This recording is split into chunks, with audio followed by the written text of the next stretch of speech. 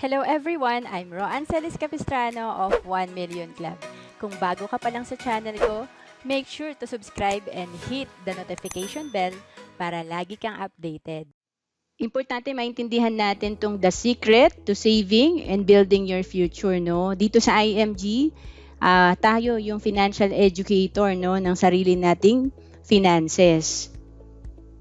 So, para sa karamihan naman, no, na hindi pa tayo kilala. So, my name is Roan Celis Capistrano. Nag-11 years na po ako as a member of IMG.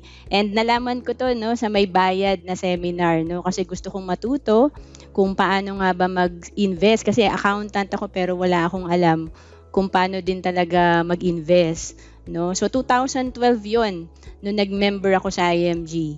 And ngayon, no, full-time financial educator ako since 2016 and kasama ko rin yung husband ko. 4 years naman siyang full-time na rin.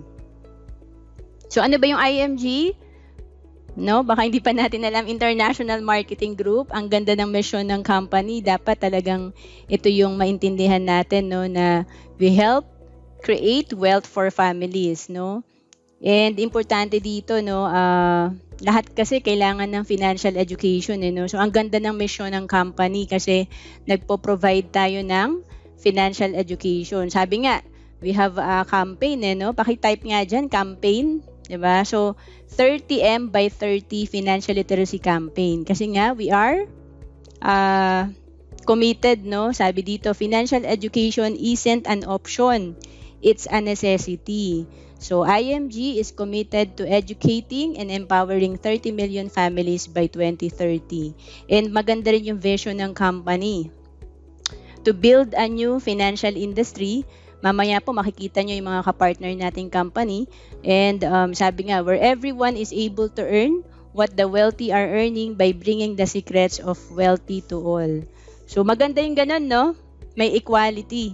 Lahat tayo may chance na makabuild ng wealth. Ayan. So, ang pag-uusapan natin, yung librong ito. Ito yung nakapagpa-change ng buhay ko, no? Noong 2012, wala pang libro, pero lahat ng natutunan ko dun sa seminar na may bayad, nandito po yan sa libro, no? And, hindi lang tayo nag-aaral dito, Grabe, ang ganda. Kasi may access din tayo sa mga major providers. Ibig sabihin, meron na rin tayong access sa mga financial products. Okay ba yon? So, total financial solution. So, paano ba, no? How IMG can change your life din? Kagaya ko, 11 years ng member ng IMG, natulungan. So, syempre, lahat tayo, kung talagang magiging part ng IMG at may gagawin, talagang mag-change din yung financial life natin. Okay? So, sabi dito, look at some changes in our financial culture which most people failed to recognize. Ano ba yun? Una is the rule of money is changing. Traditional savings accounts fail to outpace inflation. Today, less than 1% per year. So, dati po okay lang mag-save sa bangko nung year 1990s. Naalala ko, sinasama pa ako ng nanay ko sa bangko, no?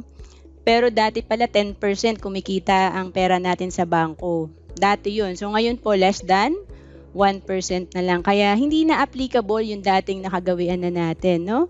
So we need to know other investment options that can beat inflation. People live longer today. Marami ba tayong kakilalang nasa 70s na, di ba? Ako, yung parents ng husband ko, nasa 70 plus na no? So, we need to have lots of money or else we will live a long life of financial distress. So, kailangan pinaghahandaan din natin to, no? Yung retirement natin. So, isa yan sa mga nire-ready tayo ng IMG. Meron tayong workshop for dito para matuto.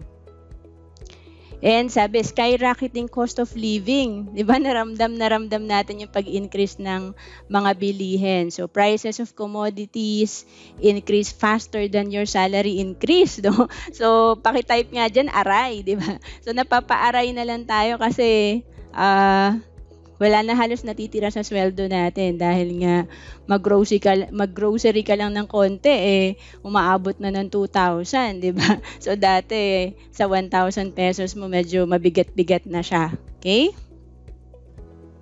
People spend faster today. Simple to complicated life. Dati po, simple lang. Naabutan ko pa to yung mga larong kalye. Yan. So, sino yung mga kaedad ko dito? No? Pakitype na nga dyan, yung mga nagpipiko pa tayo, di ba? Pero ngayon, no, yung mga bata, gadget na, and then pag mag-aaral, kailangan din may laptop, di ba, may tablet, and then, yan, no, ang daming pinagkakagastosan, no, malls, fancy coffee, expensive foods, di ba, lalo na social media, no, so, hindi na talaga applicable yung mga dati, kaya dapat talaga, may gawin tayo, no, mag-aral tayo. So, everything is changing around except our mindset and financial strategy. Tama ba? Yung mga phone natin, nag-upgrade. No? Pakitype nga dyan, upgrade. Tanungin natin yung sarili natin, yung mindset ba natin, ina-adapt din natin yung changes. No? So, dapat talagang aralin natin to kasi ang financial education, hindi yan sa atin naturo sa school. Tama ba? So, kailangan din yung mga financial strategy natin, medyo may baguhin din po tayo. So, tingnan pa natin, no? Sabi, dati, basta may isang source of income lang, enough na. Pero, ayan, ngayon, hindi na, no? Sa mag-asawa, pareho na yan, no? Nagtatrabaho. Before, OFWs are surely wealthy. Pag OFW ka, nako, talagang sure na yan, no? Pero ngayon, we're not sure. Before, a parent could raise 12 children. No? Today, the children cannot take care of their parents. Diba? So, dati okay lang, no? 12 anak mo, 5. Kami pong magkakapatid, 5. Pero ngayon, maging 3 lang anak mo, parang ang bigat na responsibility mo, no? So, tapos, nasa sandwich generation ka pa.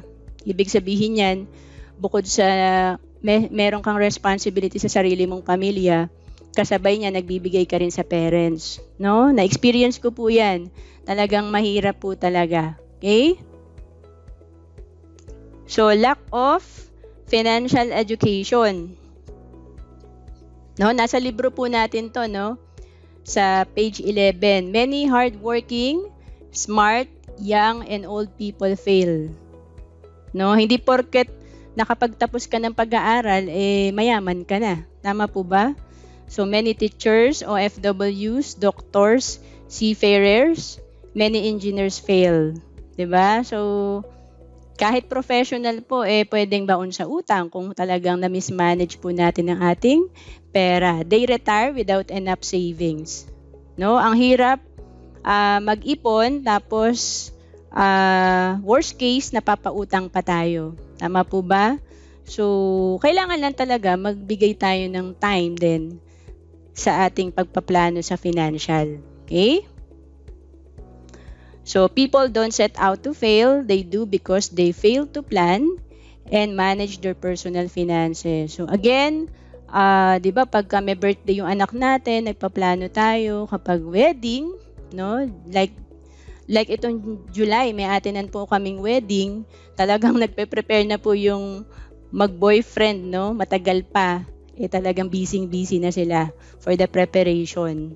And then, of course, pagka yung mga importante, yun yung medyo nakakalimutan natin, like education fund, diba? Retirement fund. So, yan po yung mga hindi urgent pero importante talaga. Nagtatabi po tayo at nagpaplano. So, pakitype nga po, plan.